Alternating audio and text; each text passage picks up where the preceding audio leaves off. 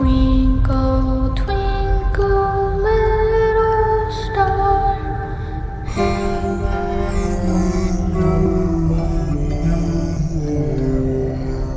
He's alive!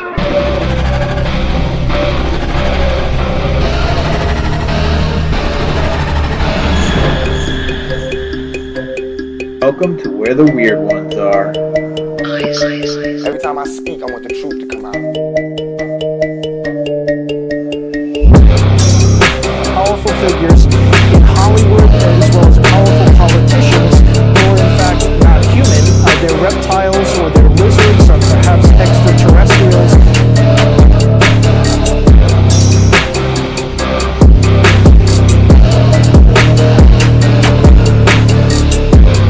I don't think it is a human. I think it's a Sasquatch.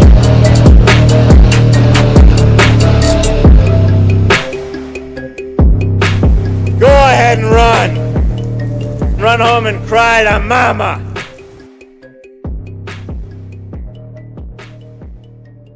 Let's get weird.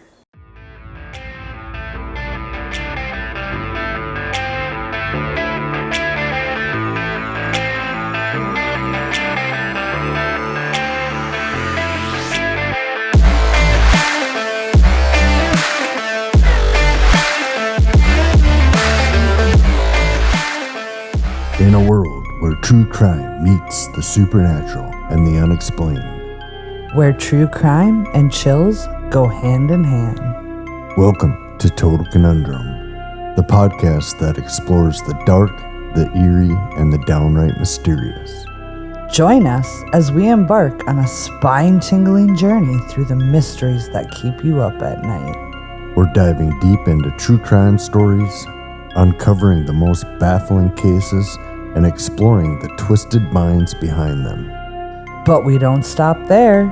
We're also exploring the paranormal, from haunted houses to cryptids and all the creepy things that go bump in the night. Get ready for some supernatural thrills.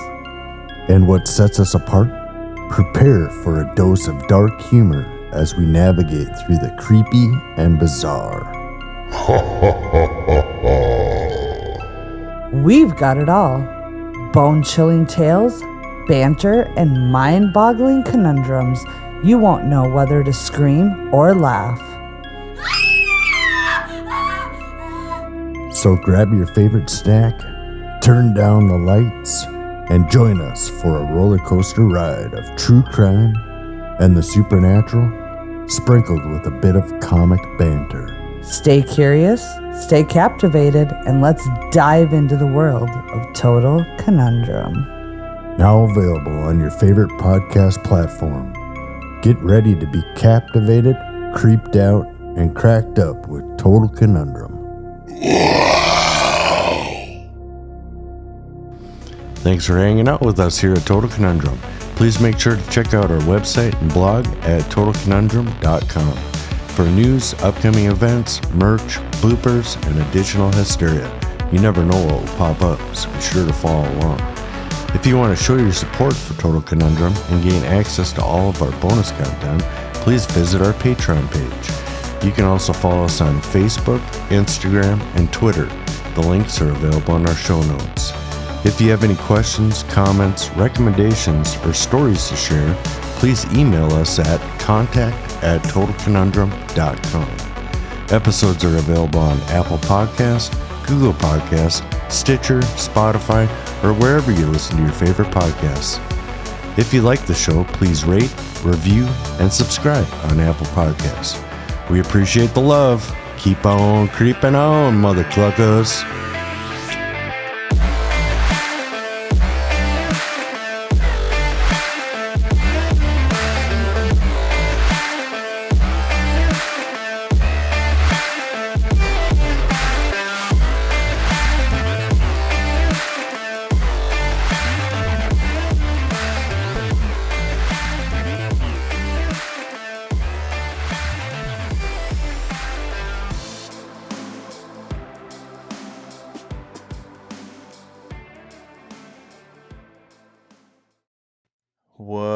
What's up, you fucking weirdos? Welcome to another episode of Where the Weird Ones Are. My name is Kevin, but you probably already knew that, and if you didn't, now you do. Today's episode is with Traci and Jeremy from the Total Conundrum Podcast. Great people. Love them to death. I've been talking to them for a while now, and, got them on, and Traci has some super interesting stories, especially with a haunted house that she lived in for a little bit as a child. Jeremy doesn't have much, but he has some weird going on. So we talk a little bit about flat Earth today, the possibilities. Because if you have been listening, it's one of the conspiracies that I find most intriguing. Um, you know, so it's to me it's interesting. Some of it's kind of pretty funny, but you know, it is what it is. I like talking about it. So we talk about it here today a little bit. So yeah, please follow them. Go check them out. Total Conundrum Podcast, wherever you find podcasts. I believe they should have YouTube up and running by now. I meant to check before I recorded this, but I didn't. But it's all right. But Encounter Quest is coming up quick, so if you haven't gotten your tickets for the speakers, you should go do that now. It's encounterquest.com. That's where you can get the tickets. But if you just want to do the vendor floor, that's free. There's food trucks. There's gonna be vendors outside, vendors inside, and then you get the speakers speaking. So if you want to see the speakers speak, you gotta get a ticket. You gotta get tickets. But that's April 13th, in Hamlet, North Carolina. So if you're in the area, please come on down. Come hang out, buy some hot sauce, maybe a t-shirt or some stickers, whatever. Come chit chat. Yeah, we'll go and it should be a fun time. 4TN Fest is coming up too in June 8th, right here in Sanford, Maine. Would love to have you guys, come hang out too. If you're in the area or if you feel like traveling up to Maine. There will also be food trucks and plenty of vendors. Go to 4TN Fest on Facebook to get your tickets, or you can reach out to Paranormal 5. They're the ones hosting the event, organizing and whatnot. And yeah, so this conversation was a lot of fun. I really enjoyed it. I really enjoy conversing with Traci and Jeremy. We did do a collaboration story where I wrote the ending. Hopefully that, they're editing it now, so hopefully we get that out soon. But yeah, I'll let you know when it does.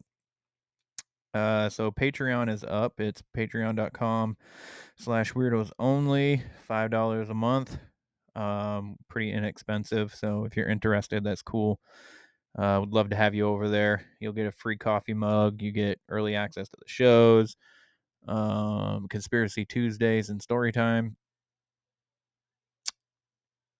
Yeah, so it's a good time. Discord, if you're interested. Trying to frickin' get on there more, but Instagram, where_the weird ones are. That's where I'm most active. Where the weird ones are on Facebook. Go follow that too if you're interested. Kevin, this is on TikTok. So go check that out too. I post clips for the show. I try to be funny sometimes. But I post workout videos on my TikTok too. So if you don't care to see that stuff, then don't follow the TikTok. It's totally fine. I'm just happy you're here listening to this now. That's all. If you're listening and or watching, whatever, I'm just happy you're here. That's it. You don't need to go follow all the socials and all that shit. So, but yeah, I think that's it. Just go check out Total Conundrum. They're good people. I really I enjoy their show. So I think you will too. Yeah, I think that's it. You want some merch or whatever, it's where the weird ones are podcast.com. go to the store section. That's where you'll find it. There's also a gallery where people of pictures of people wearing said merch. So if you have merch, please take a picture and send it to me so I can put it up in the gallery on the website. Yeah, so please like, follow, share, subscribe, do all that shit. Leave a rating and review. I'd greatly appreciate it.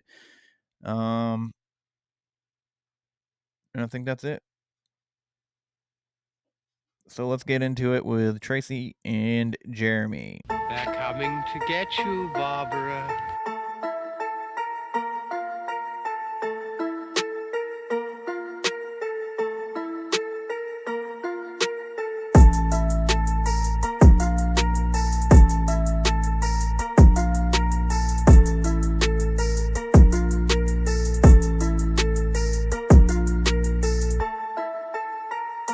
Let's get weird. Let's get weird. Let's get weird. Let's get weird. Weird. Get weird.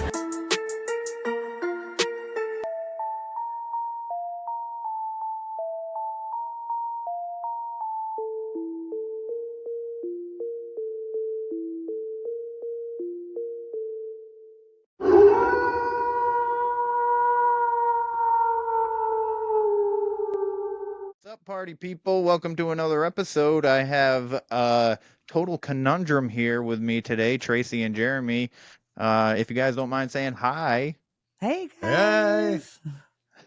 I'm so happy to have you guys here. It was a lot of fun being on your guys' show. We've been talking to, in the same circles for a little bit now. We're in trailer trades together, and then we're doing a story together, so that's pretty dope. But if you guys don't mind, just letting the good people know a little bit about yourselves and about your show and where they can find you. Sure. Do you want me to? Go for it. All right. We are Total Conundrum. We're a true crime and paranormal, kind of all the things podcast. You can find us on all the socials. Most of them are _conundrum. We're on TikTok, Instagram, Facebook, Twitter, Threads, everything pretty much. We're on all of the platforms that you listen, all of the big ones. Apple, Spotify. Yep. And we started doing the podcast because I started listening to them, and then I dragged my husband down the podcast rabbit hole, and I'm like, we should do this. We could have some fun with this. Yeah, let's do this. And it's just been fun ever since. Lots of work. It's like going back to school. Right. Gotta learn how to edit. Research and typing and That's awesome. I personally enjoy your guys' show, so I've been listening to it ever since I started. I think I started following you guys on. Well, actually, I didn't realize that I wasn't following you. I remember having this conversation, and you're like, "What the hell?" Yeah, I was trying to invite you to this story group. Yeah. And I thought I invited him, but nothing's happening. And then we found out that you weren't following us. Yeah, because David's like, "Hey, Tracy's trying to invite you to this group," and then I'm just like, because I remember you following me, and I could have sworn that I hit it back, and we were in chat groups together already. I think we were in the trailer trades together, and we had like kind of talked to each other in there, and so like that whole time I was just like, I thought I was already following you guys. Because I think, and I think maybe it was Farah that would share some of your stuff that I would like, and then maybe that's why I thought that I was following you. Well, it was funny too because your following was either 666 or 777 at the time. I'm like, that's why he's not following us. He doesn't want to ruin that number. Yeah, it's all good. Yeah, it's I actually didn't even realize when that was either one of those numbers. Wasn't even paying attention to that, to be honest. But I'm so happy that we were able to connect and we were able to do this story together, because I think that's pretty cool. it's not a long story, but I still think like it was pretty good. You know. Yeah, we are gonna start working on it hopefully this week. We got Jeremy's pretty much all caught up with the editing now. We Mhm. had a bunch of episodes that were all queued up for editing, so I'm excited to put it all together and then have everybody start posting it out on their feeds. And I think it'll be a lot of fun, and I think it'll be more projects down the road to come. So It was a lot of fun writing it for me. oh, you're the ending. Oh my, I still haven't revealed the ending, not even to Jeremy, I don't think. Nice. He'll hear it when he Nice. edits it, but yeah, it started. I was trying to get, we are still pretty new. We're still under a year on Mhm. doing the podcast, and I think we uploaded our first episode in June or July. And I was trying to get some action going on our Instagram. And that's where I came up with the idea, and I put it out there for anybody just to add to it. And I really didn't, I got a couple, oh, this would be fun. And that was about it. And we had Courtney on for a crossover from Hauntscast. And she's like, reach out to some people. I bet you some people would really like it. And then we got 15 of us, I think. And I'm having a blast with it. Each person that was submitting their story, each time I was like, I want to know what happens next. Yeah, it for like the ending, I had so many like different ideas for it. And then the ending that I chose, I was like, I think this is better. This is a better ending for it. And what almost happened is I almost wrote like I was writing an entire chapter, and I was like, this is too long, I feel like. So Well, that would have been okay because some people's are really short. yeah. Like there was a few people that were just wrote like a paragraph or a couple lines, and I'm like, Yeah. but it all fit together really well, and it all depended It on does. what kind of time they had. And but no, I think it's going to be a lot of fun, and I think people are really going to enjoy listening to it. At least I hope so. Yeah, I think people will enjoy it, and I think people will listen to it, especially if it's on everybody's Right, feeds. So right. it'll definitely get some action. Now we also in the group chats have discussed attending events this year. Yes. So what do you know what your first event that you're going to be attending this year is Well, going to be? for sure, we're going to, what was it? Crypticon? Crypticon. We bought our tickets. We bought the VIP tickets, and now we just found out we have a dog sitter, so we're going to stay at the hotel, and that's in Nice. Plymouth, Minnesota. So we're going to stay there the whole weekend, and just we've never been to one of the events yet, so. But the other thing we just booked as well is we are going to be going to the Roth House in, I don't remember what town it is, but it's in Illinois. And it's an old Victorian house that was known for the first possession in the United States. Oh yeah. And so basically, with that story, their daughter was sick and passed, and then the neighbor girl ended up being possessed with her spirit.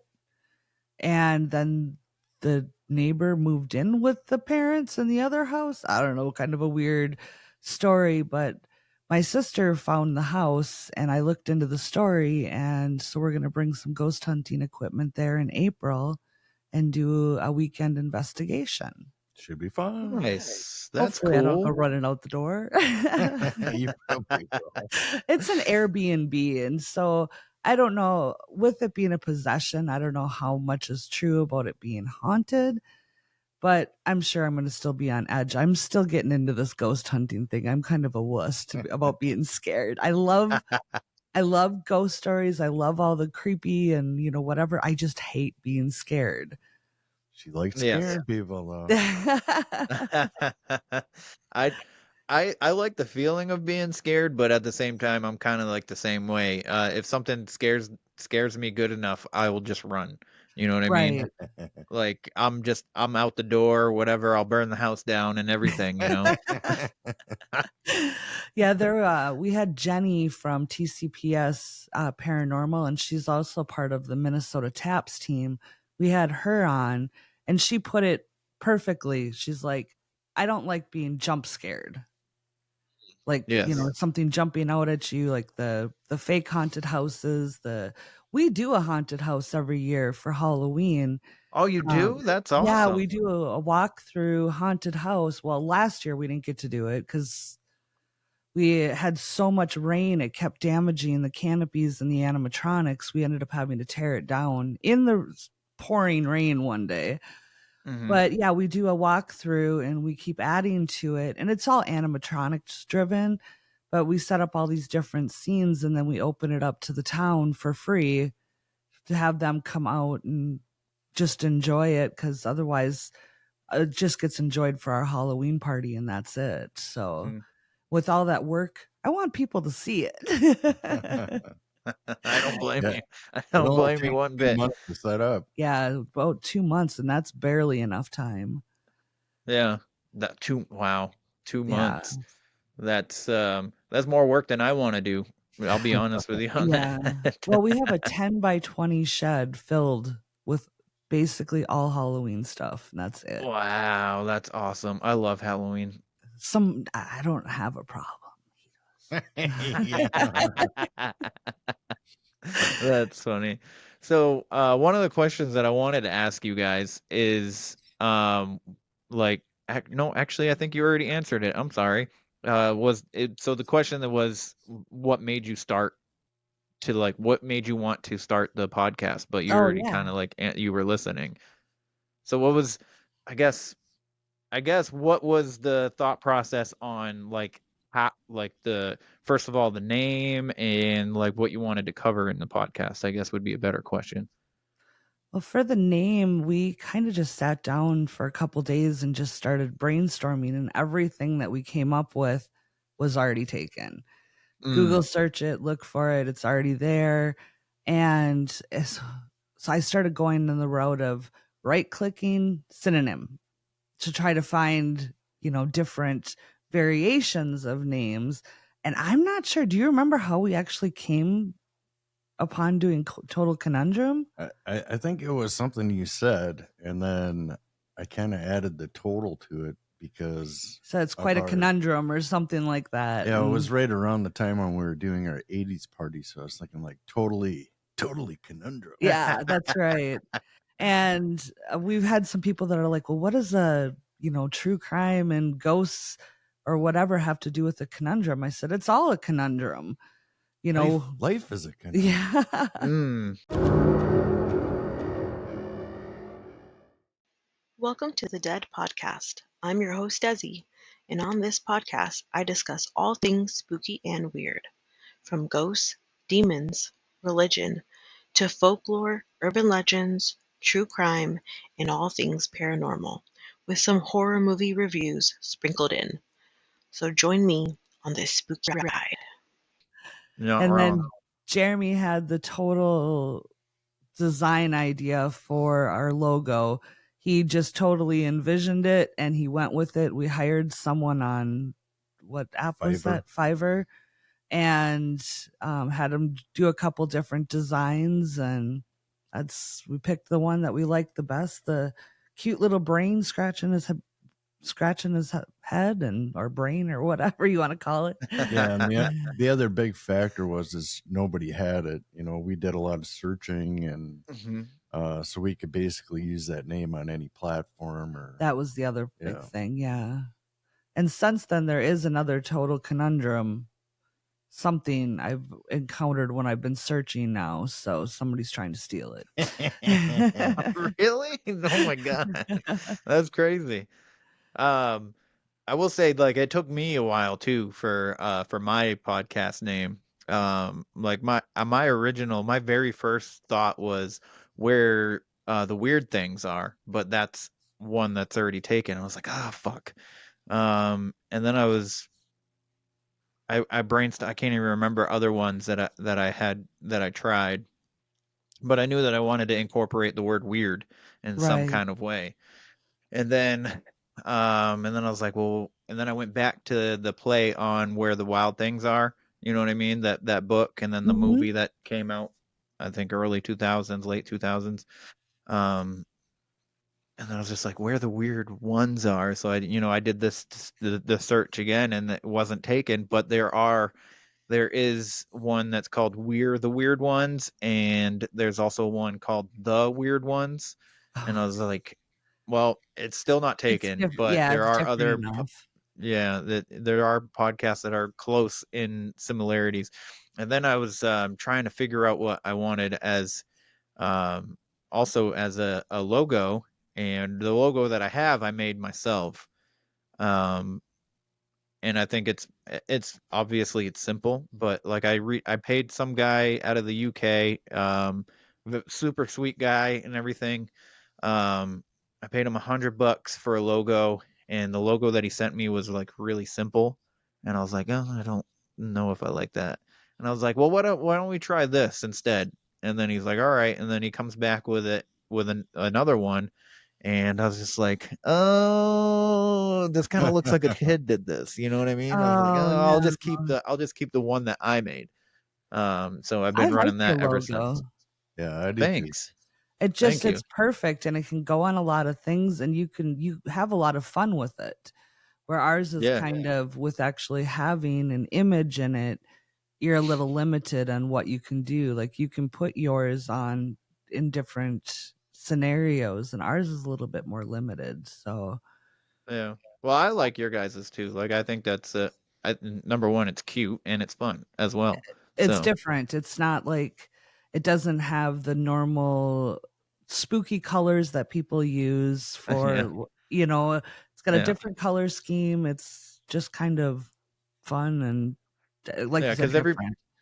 everybody that's does like podcasts like yours and not and mine usually use like a cryptid creature or like a ghost kind of thing for their Right. logo, which And then they isn't a use, bad thing. I'm just no, I'd rather, kind of set myself apart and everything. So, and definitely. you know, you guys do too. And I will say I listened to your flat earth episode, which was fucking hilarious. um because like I mean obviously like I when I was on your guys' show, like I had I told you like I don't technically believe it. It's just super interesting, and I love how like fun that Jeremy had made it with his research into it. So I just wanted to say good job on that episode. Yeah, he had a lot of fun doing his flat earth theory. Yeah, I had a blast in general just listening to those guys, get together and debate. Yeah. It was pretty wild. Yeah, there's one guy that I listened to. You probably came across him, and actually might be the guy that you guys were talking about. But his name's David Weiss, and Oh he yeah, gets yeah, very upset yeah. when, yeah, he gets like it's like really quick, and he's just like instantly like the minute they'll be like, well, give us your, and he starts talking, and he's already like at a high level, and I'm just like, holy cow! I was like, holy cow, calm down, guy. Just like present your information, and that's all you got to do. But I've also follow him on Instagram. He's an intelligent guy. He's just like very like yeah, yeah, yeah. Is that the one that was going back and forth with the scientists and they were like name calling each other? Yeah. yeah, yeah. Yeah, I Um, follow him on YouTube, so It was very interesting listening to the different things that he was listening to because I'm over there writing my story or whatever. And I'm like, are these kindergartners or what's going on? I mean, they were. I had a really hard time actually making it into a story until I turned it into more of a comedic thing, and then I really liked it, but I had tons of information, but I just couldn't turn it into a story for some reason. So I think the way that I went, I really like how it turned out. I think it was yeah, a lot of fun. Yeah. yeah, I liked it. I liked listening to it, so I think it translated pretty well. Well, and it all came from me listening to your show, Kevin, because you were asking people, do you believe in the flat earth theory, or do you believe the world is flat or round? And I looked at Jeremy and I was like, that might be a topic you'd have a lot of fun with. And it ended up being a couple month project for him. He's like, would get frustrated with it. And then he's like, I can't find anything definite on any, so he'd put it on the back burner for a few days, then go back into it. And I'm like, I didn't mean to stress you out. That's funny. So have you guys, with all these topics that we discussed, have you guys ever had a personal experience with the paranormal? I have. Jeremy hasn't. He's dying for an experience to. I'm dying for him to have an experience, so he knows it's true. I'm definitely a debunker. Well, I guess I can't say you haven't had any experiences. The daycare, you've had a few things happen. Weird things, yeah. We own a cleaning company, and so we clean residential and commercial. And there's a daycare that we clean that definitely has some shit going on there. Not anything malevolent or evil, but sometimes it'll scare the shit out of you, and other times it'll be like, all right, just knock it off. Like you were mopping one night, and what happened? You felt like somebody charged you or something? I can't remember that one, but the first experience I still remember, and I was walking up to the second floor of the daycare, and I had my AirPods in, and all of a sudden I got this feedback through my AirPods, and it sounded like somebody was whispering. And so I just kind of chalked it up as just a weird anomaly or whatever. But the other time that I can remember is, you'd walk into a room, you'd be cleaning it, and then all of a sudden a toy would just randomly go off, And I do know that some of those toys are like light activated. So, but, I was already in the room for maybe 10 minutes, and then all of a sudden so weird things like that would happen all the time. And Tracy had an experience where she thought somebody kind of, she thought it was me walking up on her, and I wasn't there. No, I was vacuuming the hallway, and I literally thought I heard my name. And so I stopped and I turned around, and I thought Jeremy was right behind me. I literally felt like somebody was right up on me. And I shut the vacuum off and I turned around, and I was like, what the heck? So I turned back around to turn the vacuum on, and all of a sudden I get this on the back of my neck.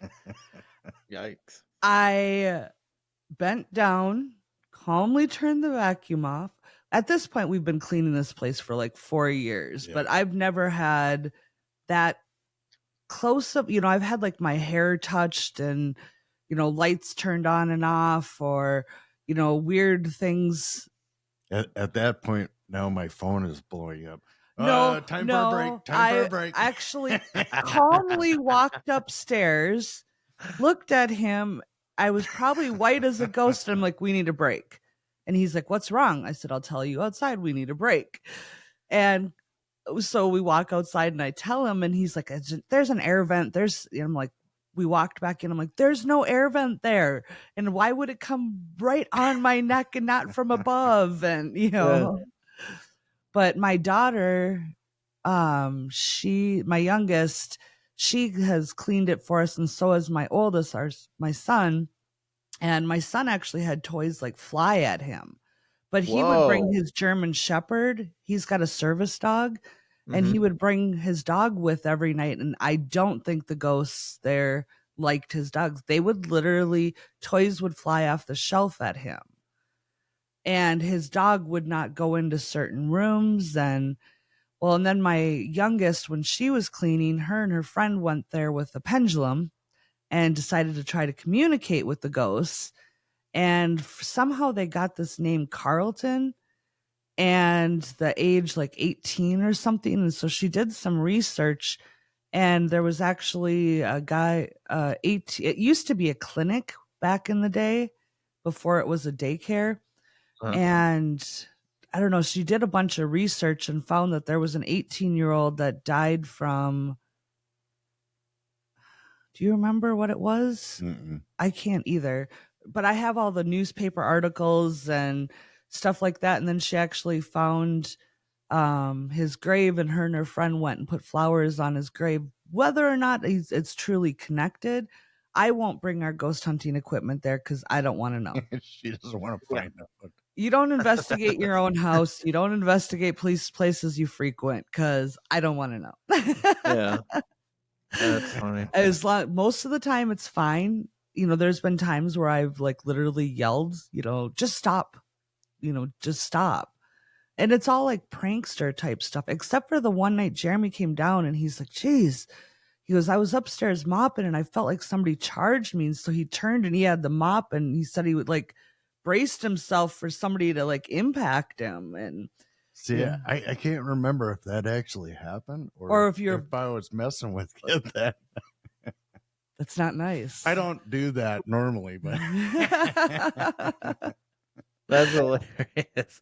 But we've had a lot of different experiences there, mostly like playful lights, toys. It is a really weird place. I mean, it's eerie. You can feel it. Yeah, and we do multiple of that daycare, multiple different buildings. So it's the only one that just has always been a weird feeling. And you can usually when you walk in, if you're gonna have experiences or not. You can feel if it's charged or not. Yeah. And I will not clean that place without having a podcast or music in one ear. I won't have it in both ears. I'll just have one AirPod in, but I need to have something that drowns out. But like one day we were cleaning and I was in a room and there's windows that go out to the hallway. And Jeremy today is probably the first time in a long time, but he always has a white t-shirt on. And so I was cleaning, vacuuming, and oh, you do have it on. Okay.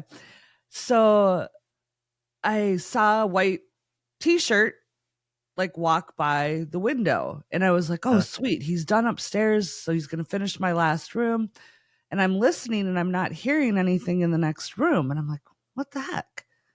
So I walk to the next room and the lights are off and it's dark. He's not in there. I'm like, whoa. Somebody just walked by that window. So now I'm like, okay, physical person somehow in the building, so I went upstairs and Jeremy came down and checked. We couldn't find anybody, but I'm like, I swear to God, you walked past that window. Yeah, but you know what? With those rooms down there, the glare on the glass, because I noticed one day when I was cleaning and I was moving around with the vacuum, and all of a sudden I seen something out of the corner of my eye out the glass. And I realized it was actually my reflection in the glass. Yeah, but I don't usually wear white t-shirts. That's true. Well, I don't know, But yeah, needless to say, it is kind of creepy. And everybody that, like the teachers that work there, they know that there's stuff there. Everybody we've had a hard time keeping employees because they get freaked out cleaning there. We don't tell them, because some they just figure it out. Yeah, they're like, oh, have you ever had this or this happen? And it's like, But the scariest thing was real people. My 19-year-old daughter was working there one night, and a group of, what were they, in their 20s probably? Something like that. There was 5 guys, teenage 20-year-old guys or whatever, that they were sitting in the parking lot watching her. And she called me and she was like, do you know of anybody that's supposed to be, coming into the school? I'm like, I don't think so. And she's like, do you want to call and make sure that nobody's going to be coming in to work on their rooms or whatever? And all of a sudden I'm like, yep, I'll call the owner. And I hung up with her, and then just like a minute later, she called me back, and she's whispering. She's like, "Mom, I just locked myself in the supply room. They're trying to break into the school." Oh my And God. yeah, so they knew that there was a cute little blonde 19-year-old, somebody close to their age in the school, and they were trying to break in. And so we called the cops, got them there. Jeremy and I jumped in the car, drove. Well, it's like a 40-minute drive. We probably made it in 20. And I mean, she was fine and everything, but it's real people that you have to be more scared of. Yeah. Oh, for sure. For sure. But You hear about like all these, like, even like with, Bigfoot researchers and stuff being out in the field and stuff like, I had Alexander Petikoff on, a couple months ago, and he did a video out in Florida in the Everglades and stuff, and they're walking on a trail at night and they come across a car just sitting in the woods with its lights on, and they didn't get close enough, but he like states in that episode on YouTube, it's, people that you really need to look out for because you don't know their motives, you don't know what they're there for. Right. You could be walking up on a drug deal, you could be walking up on a murder, you could be walking up on who knows, and they could probably have like no ill intent at all, but you don't know that, so you don't want to, especially in the woods in the middle of the night, you don't want to approach somebody in that's just randomly out in the woods. Right. And he's even seen like what he thinks might be like satanic rituals from a distance, and they're like, oh, I don't know about this. Yeah. But yeah, no, I would have, Okay, if I was her, I slowly. probably would have locked myself in a freaking closet too. Well, and she was smart enough to do that because the key hangs on the outside of the door. So she knew that if she grabbed that key and locked herself in there, that they couldn't get in. Yeah. Which I was like, I don't know if I would have been that smart. Yeah. So were they still there when like cops and you guys showed up, or Cops were. the cops were there, and Yeah, they I had one person sitting on the curb at the time. And by the time we finished cleaning and left, they had all 5 of them sitting there, because it's a very wooded area right by the daycare too. And it's in a big city, but there's just happens to be this patch of woods and lake and stuff right by the daycare. Yeah, like a park. Yeah. And they actually got all 5 of them. Don't know what they did to them or anything. But the weird thing is they were from the Leech Lake Reservation. So Leech Lake Reservation is like 3.5, 4 hours away from us. So they were all, young kids from that reservation. Why they were in the cities, I'm not sure. And why they pulled into that parking lot in particular was just really strange. So they were a long ways away from home and causing havoc. As kids do. Yes, all kids do. But yeah, 2 of them, I think 2 of them were actually in the parking lot, but 3 Was of it- them took off and ran. Okay. And then the cops ended up finding them. Well, and then when we were leaving, I walked up to the cops. I'm like, all right, we've got everything locked up. Do you need anything more from us? And they're like, no. And the one kid was like, sorry, we scared your daughter. Oh, daggers were flying out of my eyes. I was like, just give me 5 minutes with them. Yeah.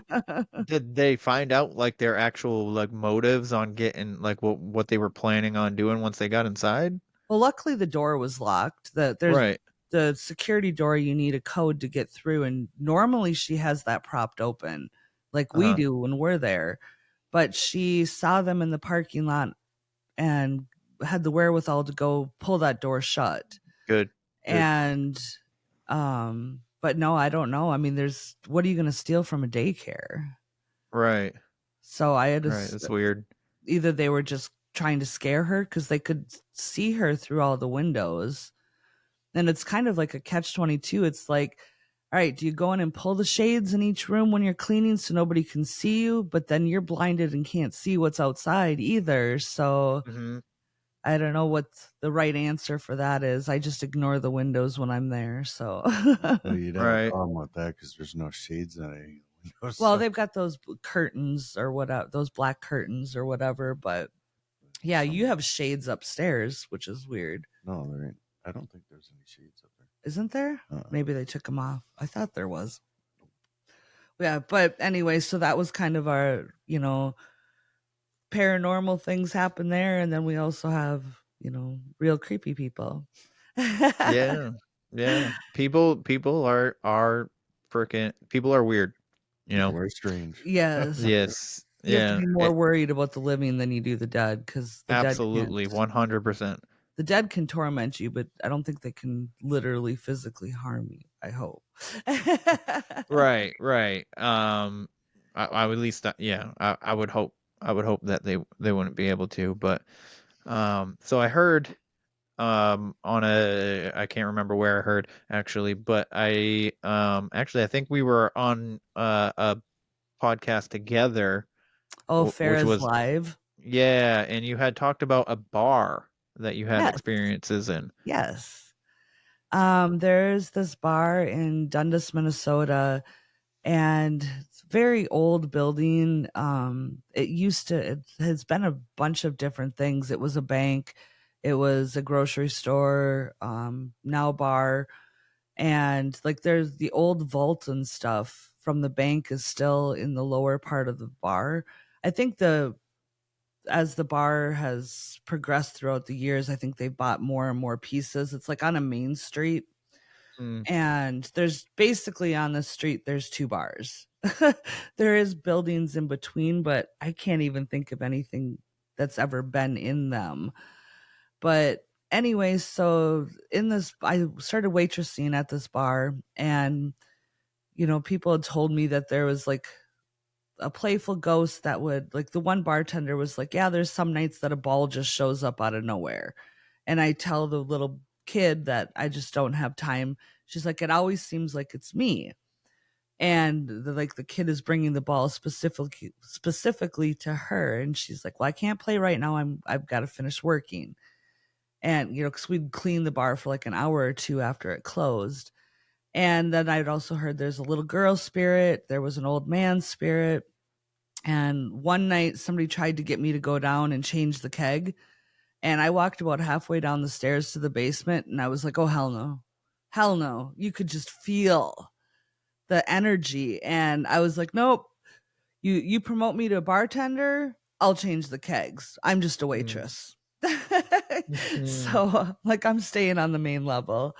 Well, in the lower part of the bar, so there's like a back area where the stage was, and then a bunch of seating, and then there was like a little sidebar. Then you come around the corner, then there's the full long bar, and then you walk around another corner, and there was like pool tables, dartboards, and stuff like that. And then you walk down a few stairs, and there's another pool table, more dartboards, and that's where the original vault and stuff was.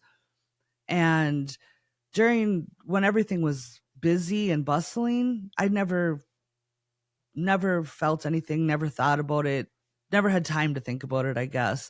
But when we were cleaning at night, they'd always send me to the lower part of the bar. Why don't you start back there and work your way around? And I tell you what, I would clean that little section so damn fast because it just always felt like I was being watched. And nothing ever like moved or happened. It was just all like a creepy feeling. But every night it would like something more and more. I'd see more, hear more.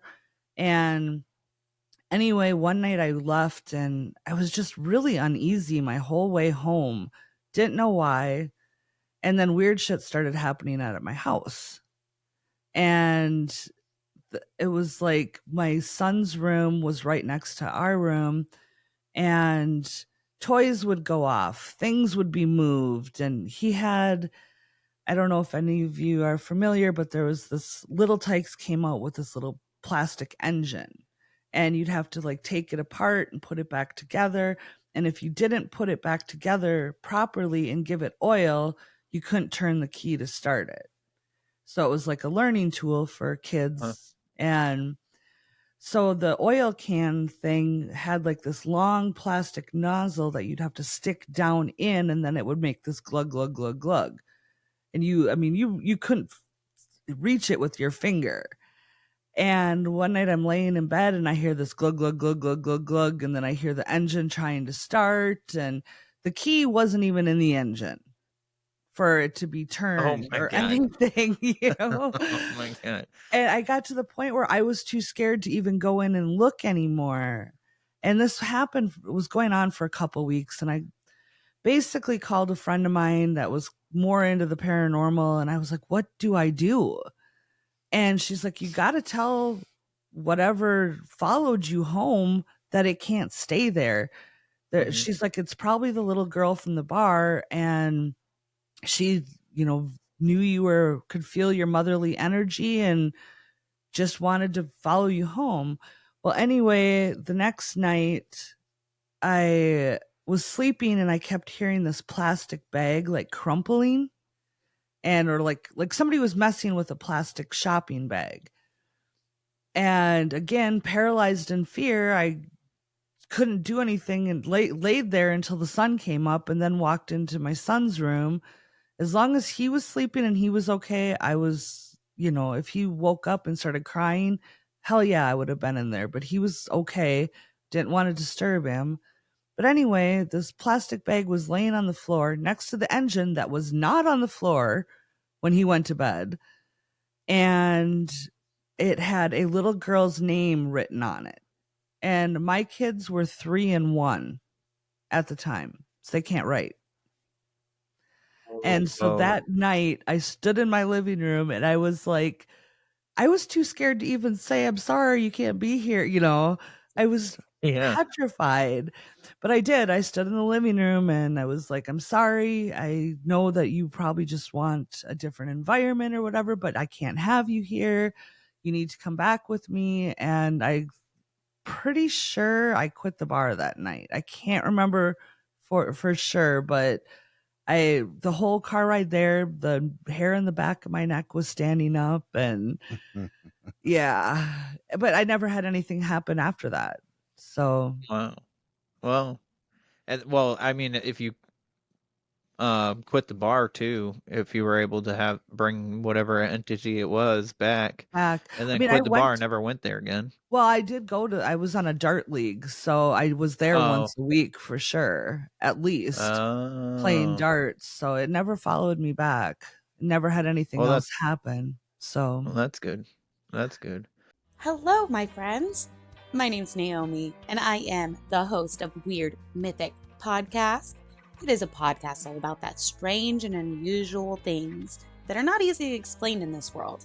Talk a lot about cryptids, everything from the bunyip, all the way to Bigfoot, puckwudgies, thunderbirds, you name it, I'll cover it. Go ahead and listen to Weird Mythic Podcast anywhere you get your podcast fix. I hope you tune in soon. Yeah. Did you ever have you ever invoked like the name of Jesus in any of these weird no, I guess I haven't. Usually that was about other than when I was growing up, when I grew up in a very, very old house and very haunted. But no, most of the stuff that I've had happen has been like a one and done type thing. Like I was driving down a road one day in fog, and it was almost like the headlights were shining back at me. And this was in Hinckley, Minnesota. Hinckley, to give you a little background, Hinckley had a really bad fire that went through it. And in the 1800s, Hinckley was the biggest city in Minnesota. It was a big logging community. Well, there was a fire that took out many towns, and Hinckley, because of all the population, had a lot more tragedy than other towns. There's people on a train that got burnt up in the train. There's people that would jumped into rivers and lakes that were boiled, basically. There's a big monument in town that is unmarked grave, or it's all like a mass grave for unidentified bodies and stuff. But anyway, I was driving down the Real road. quick though. Do you remember the year of this fire? It was in the 1800s. Oh, it was in the 1800s. Okay. Yep. Because I was gonna say there seems to be like these mass fires in a lot of like there was a big mass fire up here in Maine, that consumed a couple towns, and that was I want to say it might have been late 40s or something like that, maybe 50s. But Yeah, this was in anyways, the 1800s. yeah, Yeah, so basically they had no quick way of getting out of town except for the right. train.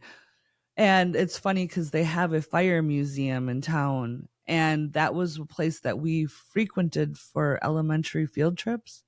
A Mhm. very tragic fire museum. That's kind of weird, but you know, Yeah. history. Well, growing up in a small northern town, there's not many opportunities for field trips, I guess, either.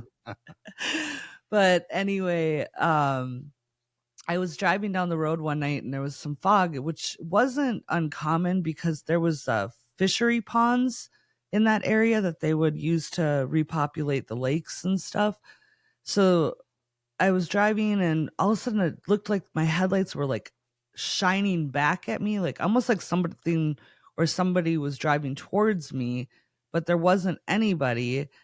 It was just super bright and like daunting. And I was like, I just remember what is going on? Get out of the fog, and on the side of the road, there's a guy walking, and he's all dressed in black. He's got like a coat, a tail coat on, you know, with the split in the back. He has a cane. He's wearing a top hat. And as we drive by, I'm looking at him out the window, and he turns and looks at me, and he has no face. What? Yeah. No face. That's wild. Yeah.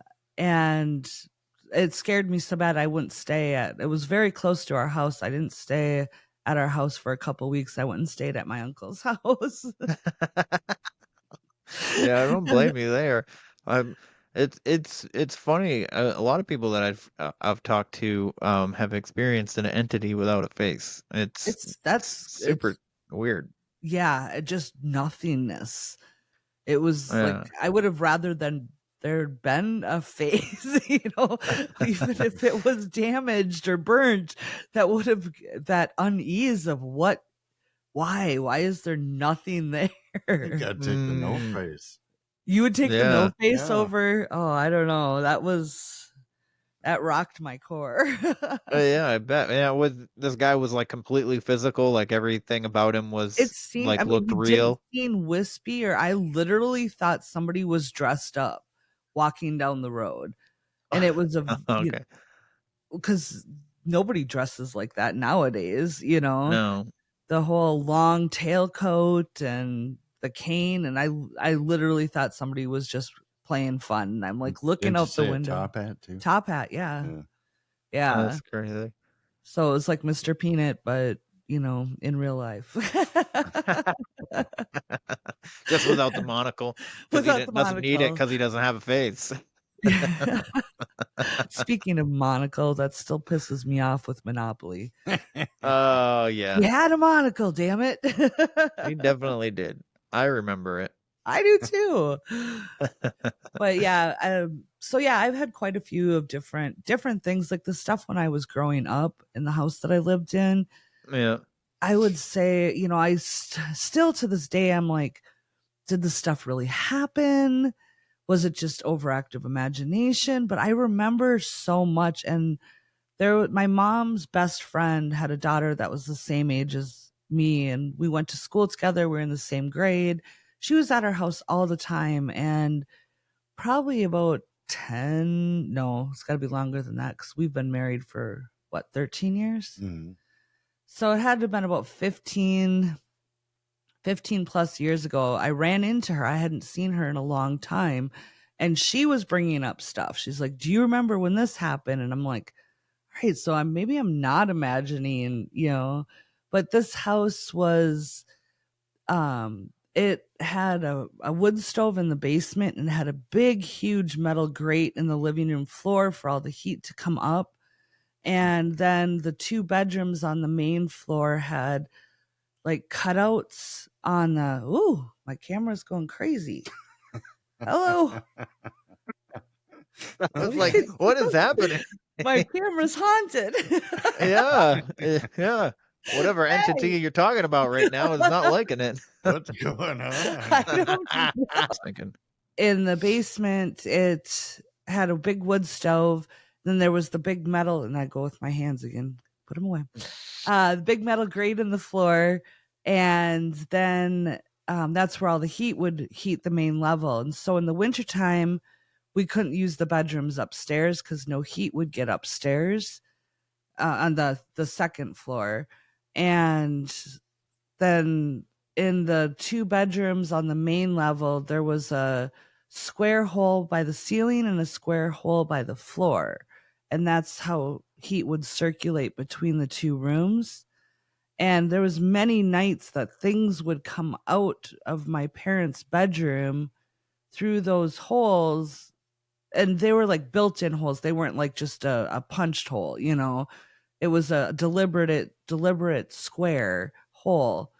Things would come through there and like hover over my bed. And there was one night when Jenny was spending the night, we both remember a hand holding a knife floating through the hole, and then it came over, it was hovering over us, and we started screaming, and then it shot through the hole on the bottom of the floor. Oh my goodness gracious. Yeah, and I would, that's one of those incidences where I would run out of the house and then burn the fucking thing down. Like that's exactly what I would have done. That's funny because that actually did happen years later. Oh no. So this was like a very old farm site. The kitchen was an addition onto the house, and the kitchen and bathroom. Mm-hmm. And there was like a outhouse on the property, very old outbuildings, a lot of barns and stuff. And like the siding on the house was like it was like shingle material. It wasn't like an actual like wood, or, I mean, it had wood, but it had the shingles and stuff over the top of it. Very old house. Basically, my grandpa had bought a dairy farm down the road, and it included a bunch of fields. You know, he had bought a bunch of land and stuff. This house just happened to be on one of the properties. And when my mom got pregnant with me, he gave her that section of property in the house. So anyway, years later, the house just got to be too much. And my mom bought a trailer and had it just wheeled onto the property. And so the house still stood there, but you know, nobody, you know, unless we had like friends over or whatever, like, all right, I dare you to go and stand in the house for X amount of time. Things would always happen. But a lot of it, I'm like, God, it was just an old house, you know, or were things really happening? Well, one night, a girlfriend, we were probably in middle school, 12, 13 years old. We decided to be brave and sleep upstairs. And so we went upstairs, flipped a mattress down, because we still had stuff in the house. And we flipped a mattress down and decided we were going to camp out there that night. Well, I woke up in the middle of the night to our bag of chips being pulled across the floor. Not my Doritos. But it was not a ghost. It was a mouse or something. Big old rat. Yeah. Good shit. So I was like, oh my God. And then all of a sudden I heard laughter. Ugh. And I was like, oh, hell no. I screamed. I don't remember touching a single stair going down the stairs. And I was halfway across the yard before I realized my friend was not behind me. And I hear her screaming in the house. Oh, no. So I'm like, fuck, I got to go back in and get her. So I go running back into the house, and she's at the top of the stairs. And she's, you know, if you're standing there, you're, you know, kind of straight. She was like this. The stairs are here. She was like, almost like she was trying to get herself to be able to move. Like Huh? something was holding her back, but she was like diagonal. So I ran up the stairs and grabbed her hand and pulled really hard. And then I think I probably drug her down the stairs. But after that, I never went into the house again. And at that time, it was around that time my mom was with this guy, and he decided, he was a construction worker. He's like, I'm going to redo the house so we can live in there instead, you know? Huh? And I came home from school one day and there was a bulldozer in the yard. I guess he went into the house. All of the cabinet doors in the kitchen started like opening and closing, the drawers, everything. He ran out, called his buddy with a bulldozer, bulldozed it into the basement and set it on fire. What I would have done. That's exactly what I would have done. Oh my God. Oh, It's kind of a bummer, though. We could have went and investigated it. well, the property's still there. The only thing that's original is our garage. When my dad built this electric blue garage, still stands there. Huh. Interesting. But all of the outbuildings are gone. Everything was now back in the day, that's what people did. They just dug a hole and bulldozed the buildings into the. Actually, we found out that happened at our place. Yeah.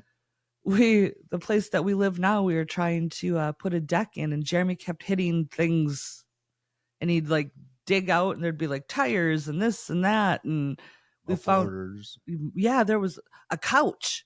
Yeah. Just like a frame of a couch, and bed frame. Yeah, we found out that the house that stood there before ours actually had a fire, and they just bulldozed it all. Jeez, So, Louise, yeah. pepper cheese. But yeah, so I've had quite a lot of those where I'm like, but here's another good one for you. Sad story. But would have been my uncle. Never met him. He was 7 years old and he was hit by a car leaving his friend's house. This was in the 50s. And we were at church for, I think it was one of my niece's baptisms. And the people that lived in the house that he died in front of had told my grandma that they believe that his spirit's still there, that not anything evil, but they have a little kid ghost in the house, and they believe that it was just totally random, that they would just small town again. It was the population of the town's probably still around 3,000, so not very big town. Everybody knows each other.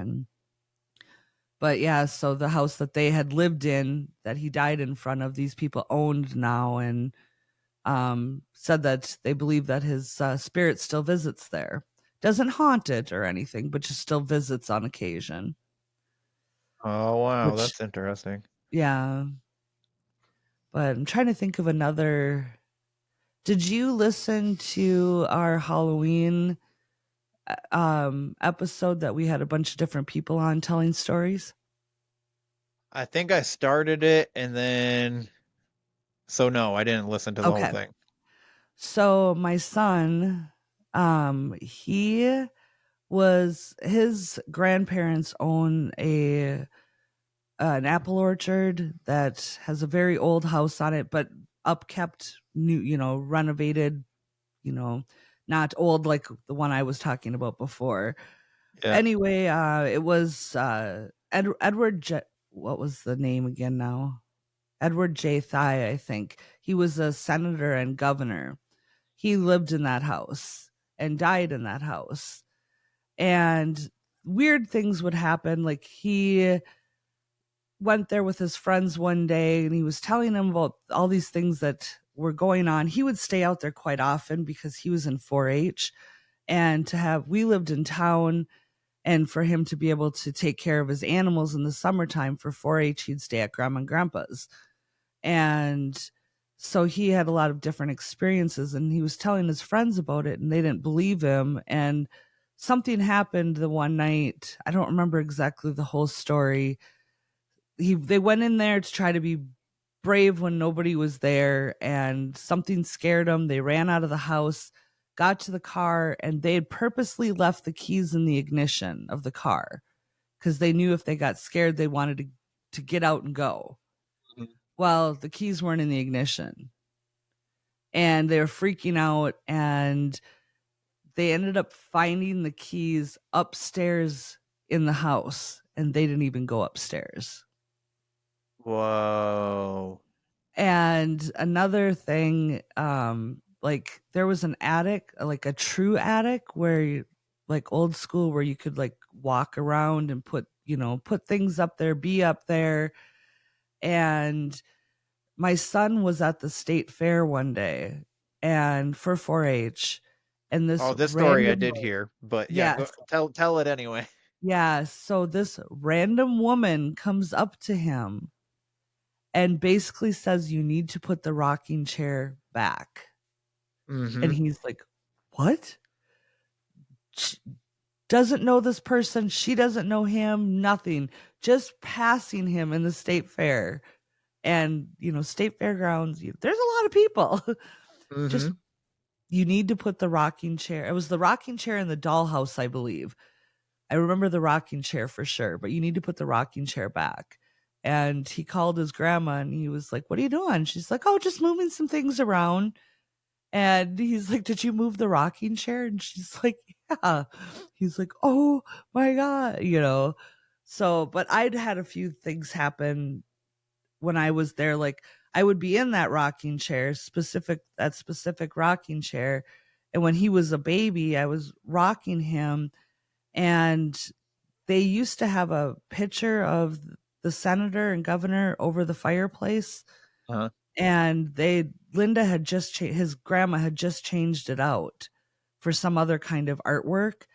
And when I was sitting there, I was home by myself with this little baby and rocking him, and the light, the artwork light on the mantle just kept, and I'm like, yeah, time to go to bed. Yeah. Just weird things.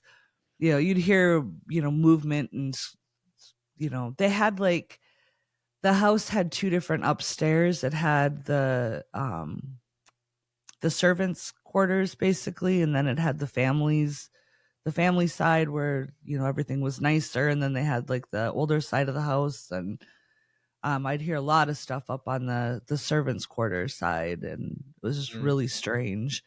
But yeah, that random person just, "You need to put the rocking chair back." I was like, "Oh damn." I kind of have like a similar story to kind of like relate to that. I was 8th grade, I think, and my friend of mine is part Native, and his uncle was very into like the tribe and stuff like that. And he was over one night when I was sleeping. I was spending the night over, and I was coming out of the bathroom, walking through the kitchen, and he just kind of like grabbed me by like my forearm, my elbow or whatever, and I stopped and I looked at him, and he goes, "Just don't do it, all right?" And I was like, "What are you talking about?" He's like, "You're gonna want to do it." He's like, "I'm not even really sure, but just don't do it." And I was like, "Okay." And then I walked away, and he's like, and then as I'm walking away, he's like, "You're gonna get in big trouble." And I was like, "Okay." He's like, I don't know, but I just have to tell you that. I don't know what it is, but you're done for, buddy. Yeah, pretty much. And I was just like, "Oh my God." Because I'm like, I mean, 8th grade, I was like 13 or something like that, or 14. And then I went into my buddy's room and we're playing, video games. We used to play Madden all the time. I was always the Patriots. He was always the Steelers. And he's like, I'm telling him about what just happened, and he's like, "Yeah, my uncle's a seer." And I was like, "What?" He's like, "Yeah," he's like I don't know what the best way to describe it, like a medicine man kind of thing for the tribe. I was like, "Oh, all right." Couldn't you see more? Yeah. Yeah, Give me I a was little like, more direction. I was like, he didn't tell me like specifics. He just told me not to do it, so I don't know what I'm not supposed to do. I was like, he's like, I don't know, man. Sometimes it just works weird. So, like 3 weeks later, I had another friend sleep over at my dad's house, and we decided to steal my dad's car and go for a joyride, and we both ended up getting arrested. Oh, So, don't Ding, ding, do ding, it. ding, ding. uh, Now I know what it is. yeah, and it didn't dawn on me in the moment either, or any of the moments, not even when I was arrested. Like it didn't just like it wasn't until like a week later, and I think all I got was fines, really, because my Lucky. dad came and picked me up. My dad was pissed. My dad brought me back home, and my mom beat the shit out of me for it. I was gonna But say sometimes the wrath of the parents is worse than what you would get if legally. yeah, I think it was just like $300 worth in fines. Because it was Oh, driving without a license was like $100. Driving, um, running a stop sign, because that's why I got pulled over, was running a stop sign and speeding. So I got $100 ticket for running a stop sign, and $100 ticket for speeding, and $100 ticket for driving without a license. 'Cause I was oof. 13. Right. I can't say I So didn't take my mom's car when I was like 13 or 14 either. But yeah. again, growing up in a small town and yeah. Yeah, yeah, and I used to do it all the time too. So I like when I had this friend sleep over, and we, decided to do this. Like I didn't didn't even think of anything that I would get in trouble, because I had done it so many times. Right. Well, there was So times that I had to drive people like my mom or my stepdad, they'd go to we'd go all go to the bar as a family. Us kids would play video games or whatever. It was like, woohoo, we yeah, get to play video games tonight. Or my mom was a bartender too, but I just remember there was one night they're like, yeah, you're driving us home tonight. So I'm driving the truck, 3 on the tree, never driven the 3 on the tree before. So, but I mean, I knew how to drive an auto. I did, but I learned how to drive it pretty quick. nice. That's fun. That's fun. But Um, with what you were saying with like the premonition type things, I've had two different times where I've had dreams that have come true. me too. Me It's too. crazy. It is, And when and it happens, you're like, whoa. yeah, yeah. The one Well, time, tell us one of the times. yeah, one time, this one was really, just really silly, but my stepdad had quit smoking Uh-huh. and he'd quit for a long time. And I just remember I had this dream and I walked into we had a duplex that was converted into one big house. So I walked into the one living room and he was sitting on the specific chair and he was smoking. And I looked at him like, "What are you doing?" And he's like, "Oh, I'm tired of hiding it." And it was like 2 or 3 weeks later, literally I walked into that living room, he was sitting on that chair smoking and I was like, "What are you doing?" He's like, "I'm tired of hiding it." I was like, "No, no," just freaking out cuz it had happened, but the other one was a little bit more serious. I had a dream that my mom's best friend had gotten into a car accident and she woke me up in the middle of the night because I needed to go and watch her daughters. Hmm. And um everything happened. She woke me up, told me Candy was in a car accident, and then I was like, okay, I'll get ready to go watch the girl, because I knew what was coming next. And but so it's like sometimes when I have dreams, I get a little scared. I'm like, I haven't had it happen again. This Mm. last time I had one, I was probably 14. So, or Oh, no, okay. no, I was older than that. I had to have been older than that. 16, because that was the smoking one. I was older. Okay. So I don't know if it was just a teenage thing or whatever, but there's times where I have dreams and I'm like, I had a dream one night that I was in a car accident with my kids and we went into the water and I couldn't get one of my kids out of the car seat. Oh And no. once I got rid of car seats, I was like so grateful because I was always afraid of that dream coming true. Mm, that's understandable. I'll tell you mine too, real quick. Is um, I used to work for this tree company, and I quit.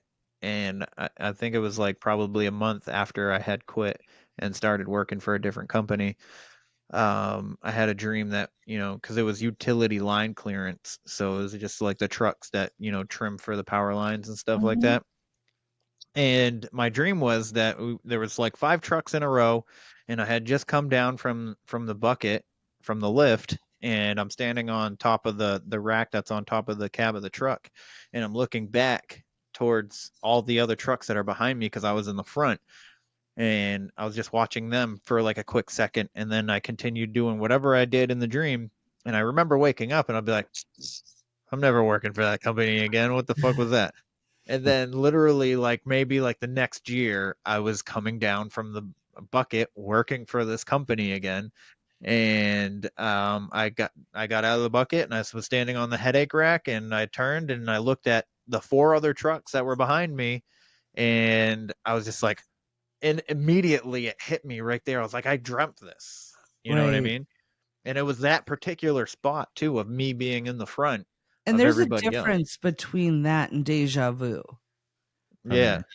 Yeah, there's a Yeah. big difference in the feeling and how it all plays out. And I mean, I've had moments where I've just been like, this has happened before, Same. but yeah, that's the deja vu is, I've had people that are like, oh, you just had deja vu. No, that wasn't deja vu. That was something completely different. Mm-hmm. Mm-hmm. There's It's- there's definitely something like going on between dimensions and stuff, and sometimes I feel like timelines kind of like mesh, like maybe with future and past sometimes like that, and it's really weird, especially like when I feel like I've done something before or that I've seen something happen before. It's the weirdest feeling, right? oh, it's a really weird feeling. Super like, I mean, it just stops you in your tracks almost, Yeah, I wish I could like find the words to like really explain it, but like every time I get there I'm just like, oh. Like Have Have you what ever listened to Weird and Sometimes Normal podcast? No, I've never actually heard of that. Okay. We have a crossover scheduled with them in Okay. the future here, and you should check him out because he is right up your alley on he does kind of the same platform that you do where he brings people on and just interviews Mhm. them and stuff. He's got they've got some pretty cool guests and some pretty cool stories on there that every time I listen to it, I think of you because stuff's right up your alley. He's into the Nice. conspiracy theories, and um he was just talking about how he thinks that, what was it? I can't remember if it was him or the guest, but it was something about how we're living in like layered realities, and we're the only ones that aren't open to see like the other sides of the realities that are right in front of us. And he was talking about like, what it reminded me of your mushroom people, like, the fairies and the little, like the mushroom. I just kept envisioning your little mushroom village when he was talking about it. But he's like, it's right in front of us, but we're just not open enough to see it. Yeah. And I'm like, well, Kevin did. He walked right through it. Put your hands down. Oh, yes, keep my hands down. Camera's starting to move. Was Yeah, it? it's moved a couple times. But I no, don't. yeah, no, I'm like right on that with that kind of thinking. Like it's really weird, and I've never like I don't think I've ever experienced anything like that. But I will say real quick that's something that is interesting, like kind of like dawned on me Uh-huh. because I was having a hard day on Wednesday, this past Wednesday for some reason. I don't know what it was. And I was watching TikToks about like childhood trauma and stuff. And I decided to make, a story on my Instagram, right? And it was, um, about like a childhood picture of me. I saw And that. I didn't see the yeah, story, but I saw the picture of you. yeah. And then so it was like me now and me as a child together, and like the child picture was like the trauma, the fear, the anger, and then me now is healing. And I I had this like big cry about it, and then I went to the gym and I cried even more at the gym and stuff like that. And the reason why it like kind of like hit me is because it was the picture that I used was from '97. I didn't even like mean to really like use like a specific picture. I just went through my phone to find old pictures that I had, in my phone. And '97 was the year that I had tried to take my own life and stuff, and the year that I saw these mushroom people. And now I forget where I was going with this, but um shit, it was something about freaking the timeline. We were talking about timelines Mm-hmm. meshing. And oh yeah, so like with the mushroom people, like I don't have any pictures of me in glasses. Oh, really? Yeah. And I'm like, what the fuck? Like everybody remembers me in glasses. My family remembers me in glasses. My sister talked. I've told my sister and I have talked about the mushroom people story a few times. Right. And she's just like, she remembers breaking my glasses. But the more I think about it, like, I went through the album that I have of old pictures. There's no pictures of me in glasses, and I'm just like, am I in like, did I get placed in a different timeline or something? And I still have memories from the other one. Oh, you never know. It's it's a big vast world out there. The more I keep listening to all these different things and people talk like that podcast I was just talking about, he was talking about the mud floods. I never heard Yeah, of that. Tartaria. Yeah, I heard of Tartaria and the giants and stuff, but I never heard of the mud floods. And then the one guest he had on at the time, he's like, I never heard of that, but I have a story for you. He was saying that he worked at this place and this guy was like, you got to go down to the basement. You got to check this out. And they went down into the basement and there was a whole storefront. It was like the whole, what would be on like a main street was in the But it was basement of underground. it was underground.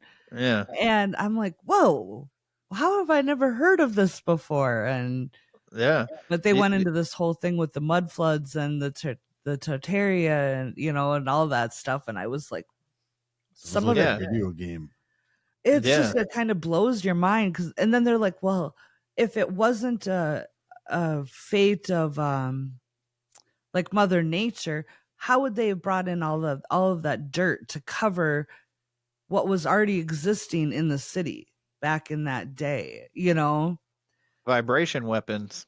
Yeah, it's just if you have a certain frequency of vibration, it can literally liquefy dirt. Like it's not like actual liquid, but like quicksand kind of a thing. And it'll start to rise and things will start to fall into it more. So like Wow. like if you go to like your town hall or something, I can almost guarantee you your town hall has these big windows, but the basement level or ground level is like the windows are like half off. So like they're like even with the ground, and you'll have doorways that are like underground, which is really Wow. weird. You know what I mean? It just blew my mind. I mean, I've learned so many different things about so many different topics that I never even knew existed. Hey, Katie. Yeah? Want to make a podcast? Sure. Can we talk about outrageously dark and scary things like murder and aliens? Yeah. And is it cool if we talk about beautiful things like divination and astrology? Yeah, that'd be cool.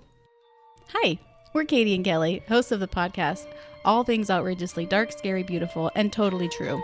We recognize there's a lot of podcasts out there, but what sets us apart is our professionalism and dedication to our research. New episodes every Wednesday. Tune in, and of course, have the day you deserve. Yeah, it's super interesting, all this stuff. and like Tartaria is like a conspiracy that that I've kind of like I haven't like specifically gone into like a deep dive on it, but I hear people talk about it all the time, and I've looked into it and stuff, and it was an existing uh country, or however you want to call it. Like Tartaria was a real thing at one point. Wasn't it Like there's giants and stuff, or is that something different?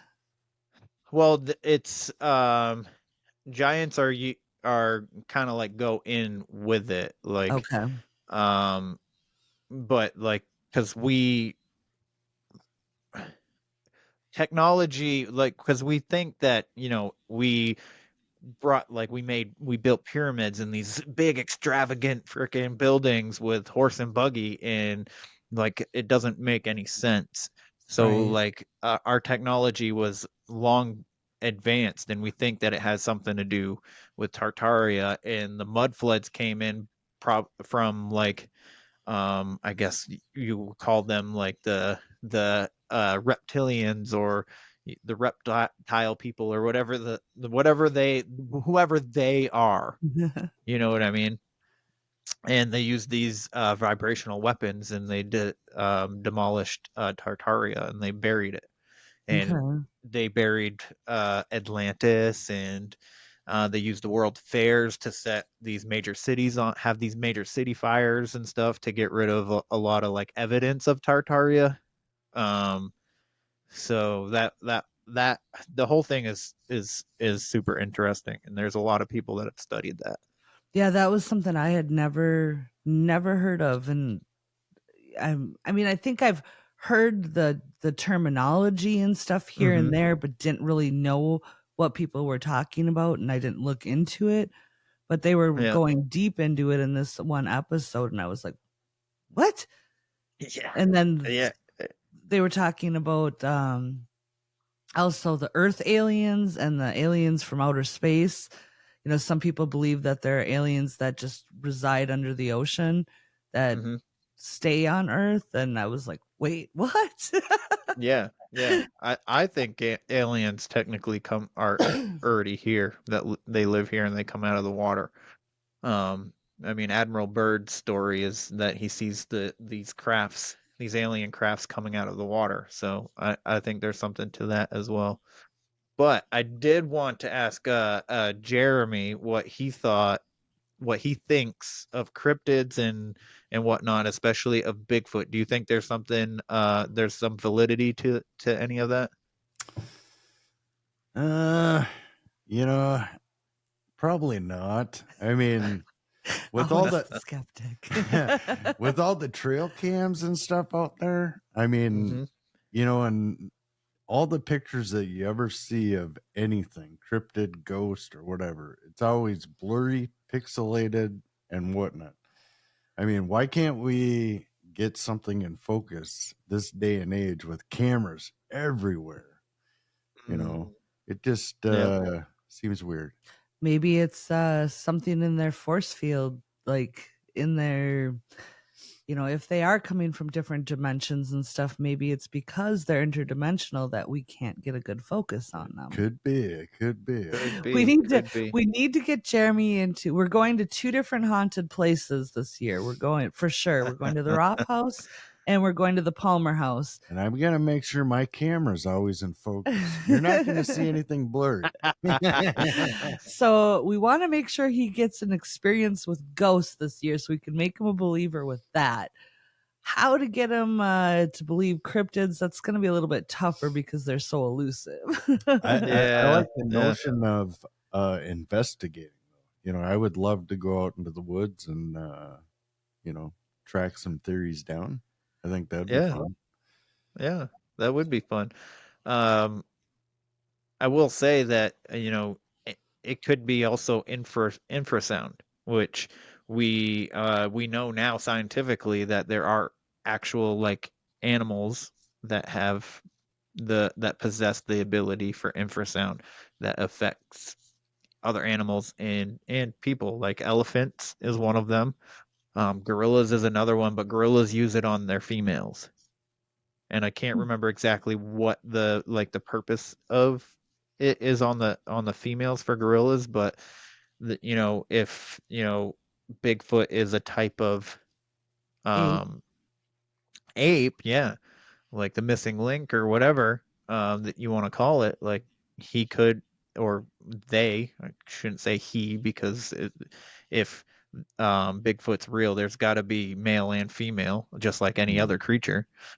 So like if Bigfoot's real, there's the possibility of them having infrasound is, I think, a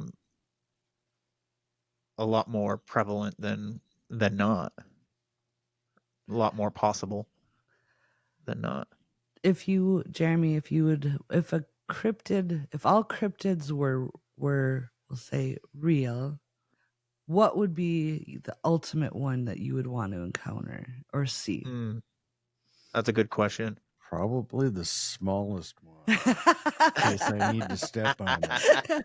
That goes back to our ducks and horses thing. Maybe we'll go, yeah. Maybe we'll go with that chupacabra because he sounds pretty. The chunky chupacabra. Yeah, I guess some stories depict him as being pretty tall and large. Well, the chupacabra is pretty ruthless too. Yeah. I was gonna suck your blood right out. Taco Bell, man. Yeah, no yo quiero Taco Bell. Yo quiero irme Tomaso Alejandro. Yeah. Puckwudgie probably be a good one for you. And it's like a tiny Bigfoot. Okay. Well, the Wisconsin's got the hodag. Yeah. The hodag or hodag, Hodag? whatever. Or even the squonk. The squonk doesn't do anything but cry. So. Oh, there you go. Hey, what about that frogman? The frogman sounds kind of sexy. That one's interesting. That one's interesting. I like that one. I can handle that. Magic wand. Oh man. So last question I have for you guys. Are you finding fulfillment in the podcast and everything that you're doing currently? I think I wish I could find a way to create more time. I hear you on that. More familiar, to have even more fulfillment, but it's that time in life and work balance that's hard, but I'm loving it. I love learning all the stuff and creating the content, meeting all the people. I hope that there's someday that we can all like meet together at some con. I think it would be awesome. That would be cool. How about you, Jeremy? Are you finding fulfillment? I am enjoying the editing part of it. I'm not so much enjoying the being social. This has been forced onto me. I'm basically a prisoner of my wife's podcast. Our podcast, baby. We'll get That's you out of funny. your shell yet. Nope. We're keep cracking Yes, we away will. at We surely will. So I have this. Well, it'll probably be announced before this episode comes out. But since I have you guys here, I'm gonna tell you. Because I haven't really told anybody. Well, I've told a few people now. So when I was on, we discussed how like I spent the majority of my life being an introvert, much like Jeremy, and the podcast really got me out of my shell.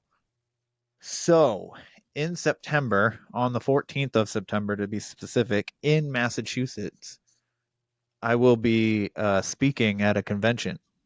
Whoa. Ooh. So that is extremely out of my comfort zone. Yeah, So I'll have a heart attack for you, okay? Is that when is our Crypticon? Is that same September 19th or something? Okay. You want to go to Massachusetts? Why not? Let's go. We'll be your support. Nice. I'd love to. I would love it if everybody that I've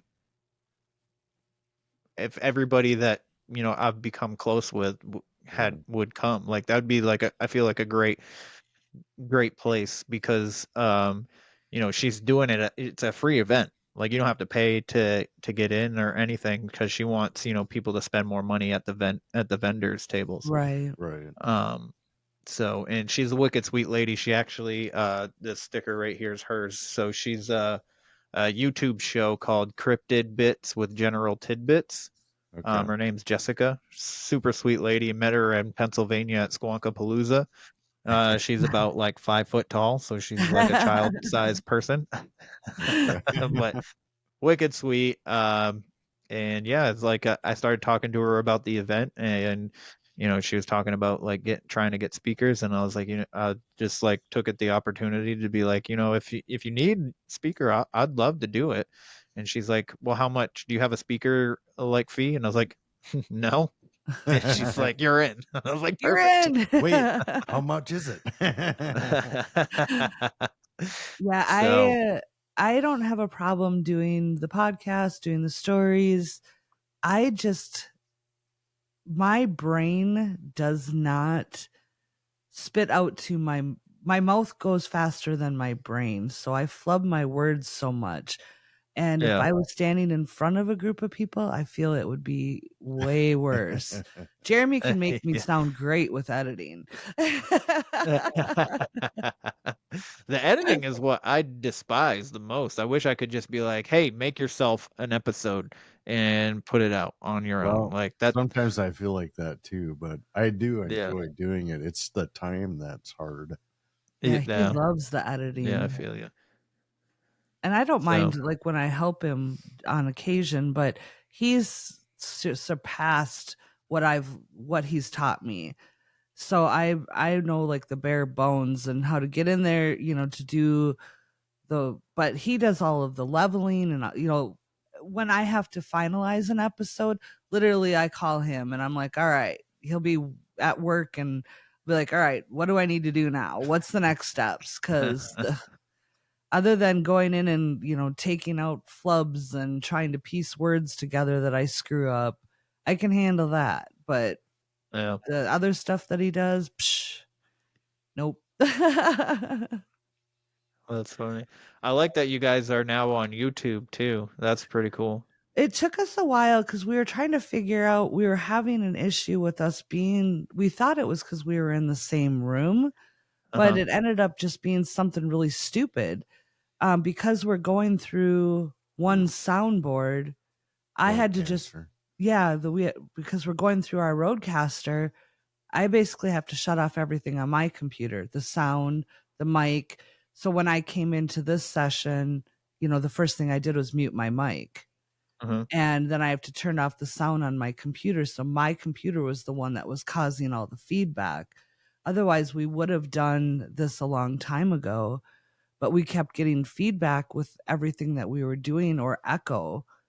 And we've had a few that we just recorded like on our computers and not through like Riverside or I think what do we use?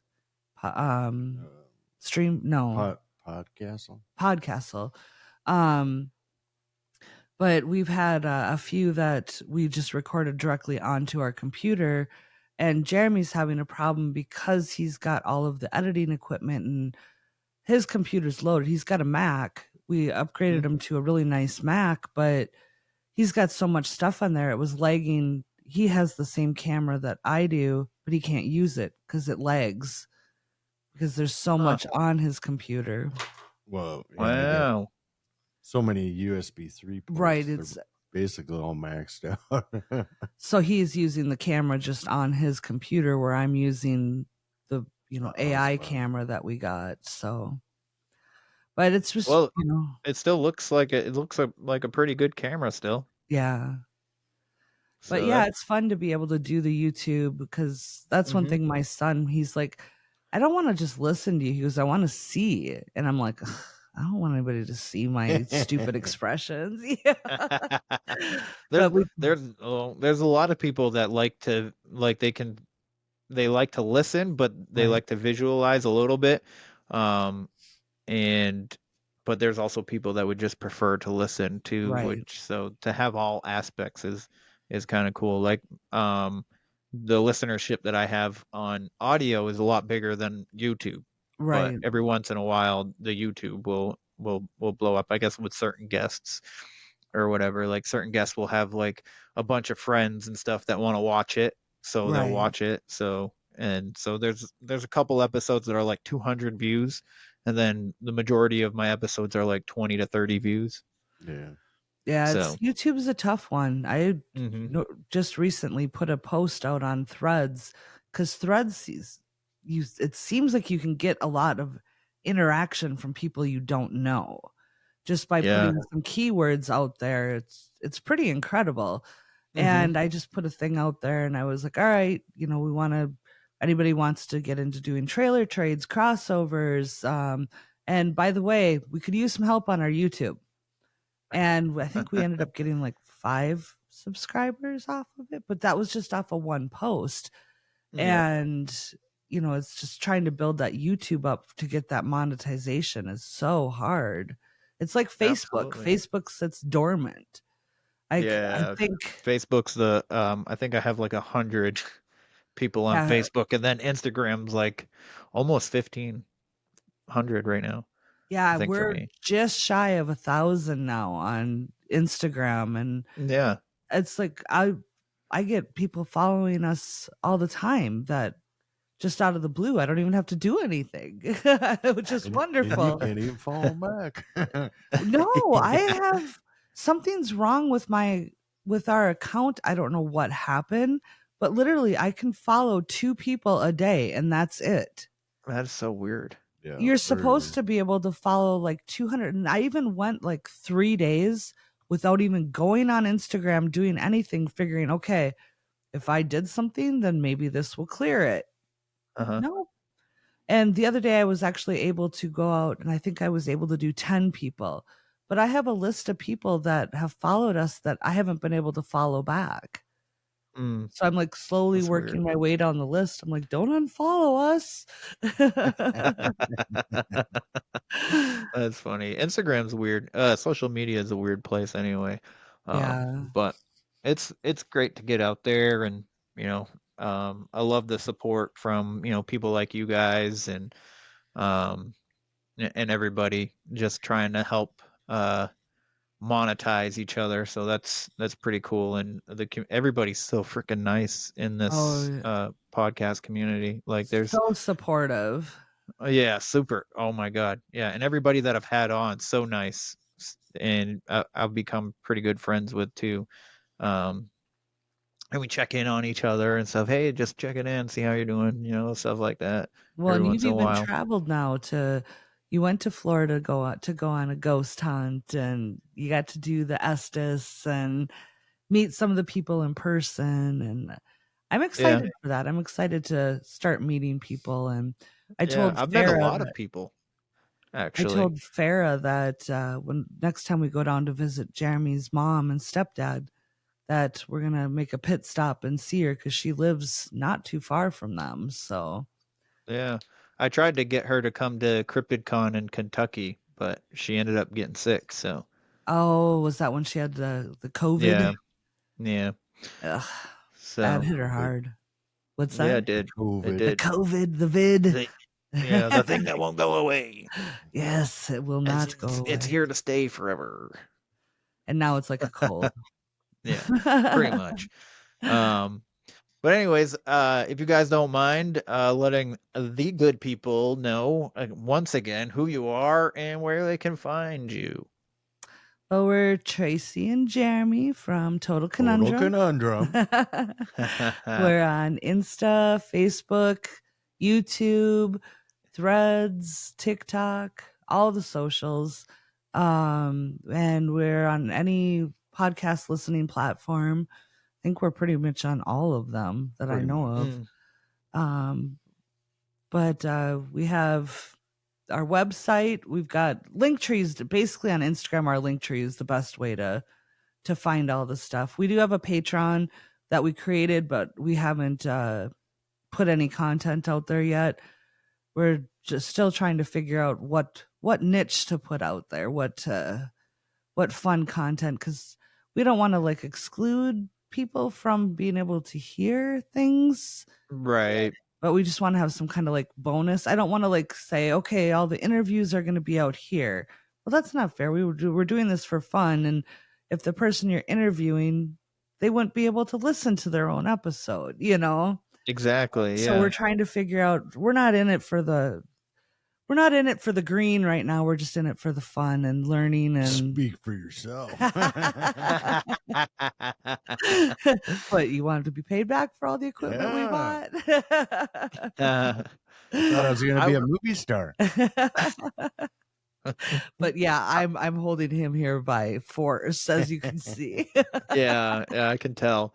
It's funny too because I struggle. Everybody was like, you should make a Patreon. Like, people that want to support you will support you regardless of what you're putting up on your Patreon. And I was just like, I don't know. Like, I struggled with it for so long. I was just like, I mean, yeah, it would be nice, to get a little, like financial support and like, doing like my old microphones, my old laptop barely had any like memory on it, and my microphones that I had previously, like all of a sudden, like, so I changed it to this computer that I have now, and those microphones weren't working.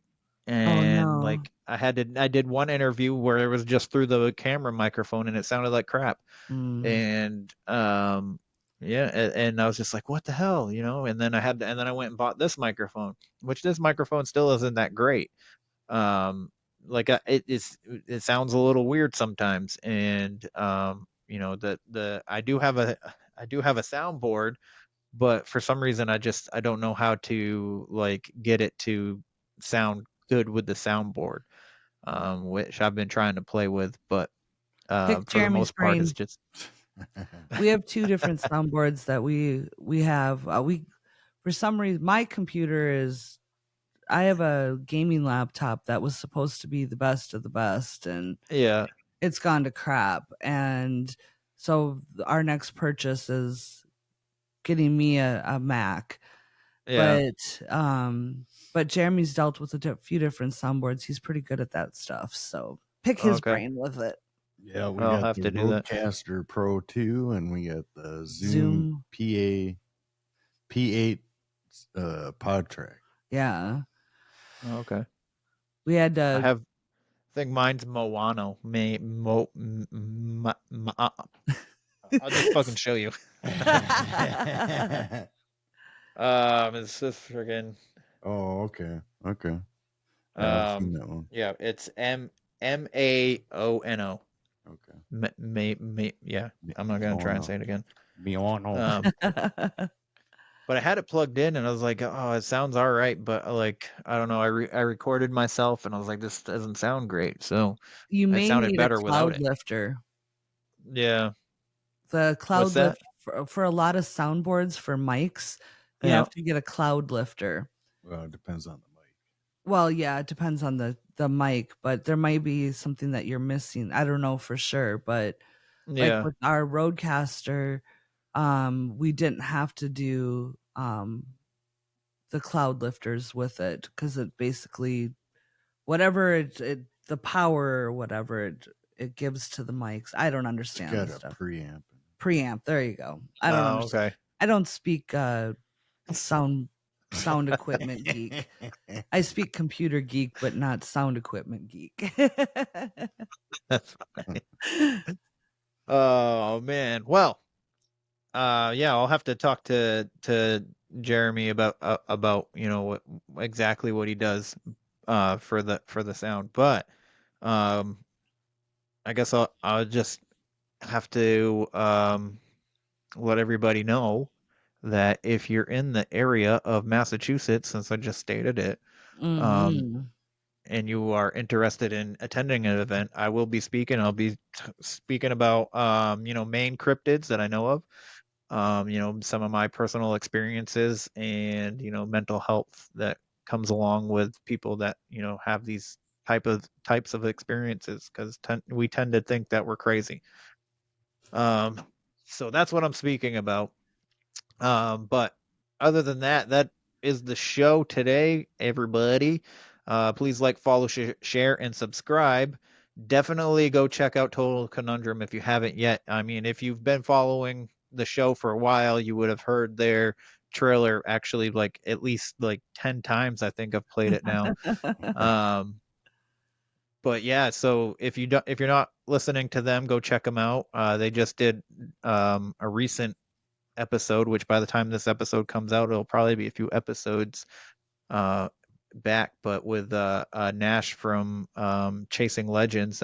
It was a good episode, and I think you should check it out. And you should check out his YouTube show too. So Definitely. but other than that, leave a rating and review. I'd greatly appreciate it. And check out the merch on the website, wheretheweirdonесarepodcast.com.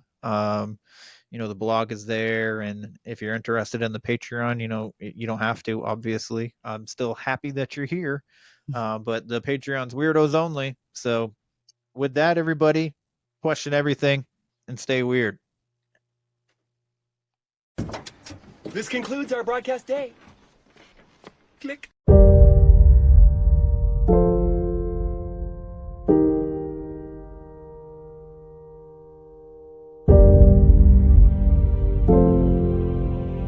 Because in the end, none of us have very long on this earth. Life is fleeting. And if you're ever distressed, cast your eyes to the summer sky. When the stars are strung across the velvety night, and when a shooting star streaks through the blackness, turning night into day, make a wish.